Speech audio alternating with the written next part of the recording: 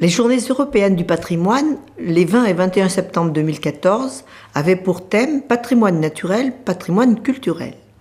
Courpières Renaissance avait choisi de faire découvrir le site des eaux minérales du Salais. Cette eau ferrugineuse avait donné naissance à une petite station thermale. Jusqu'à 400 curistes venaient chaque année boire cette eau pour soigner leur foie, leur estomac, leur intestin. Les curistes pouvaient séjourner à l'hôtel et bénéficier des bains. Dès 1845, le docteur Nivet, dans une publication médicale, mettait en évidence les propriétés de cette eau. Le propriétaire ayant obtenu l'autorisation d'exploiter les sources du Salais, l'eau fut alors captée. L'embouteillage qui a suivi s'est maintenu jusqu'en 1950. En 2002, le Conservatoire des espaces et paysages d'Auvergne a mis en valeur ce site historique pour les Courpierois en rénovant les puits et en installant des tables d'information. Avant de proposer la découverte du site, une visite s'imposait. Dans les années 1950, les Courpierois aimaient venir s'approvisionner à la source Providence du Salais. Cette eau, riche en fer, s'écoule encore en permanence.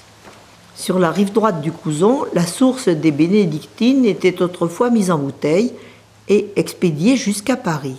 Aujourd'hui, masquée au-dessous d'un bâtiment, elle s'écoule directement dans la rivière.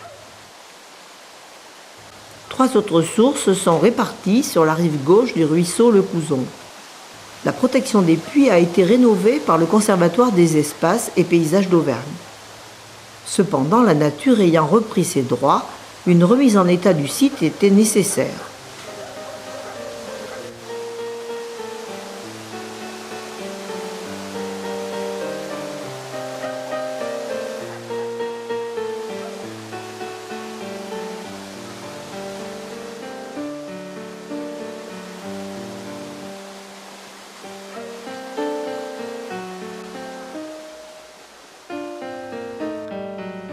Une équipe de bénévoles de Courpieres Renaissance a restauré le site.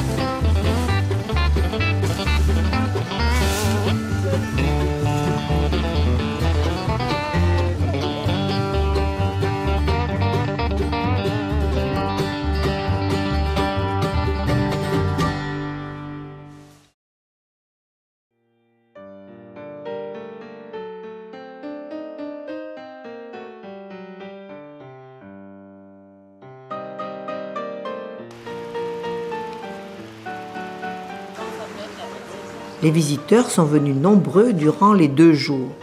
Une exposition bien documentée était à leur disposition, en complément des informations communiquées directement par les membres de Courpieres Renaissance.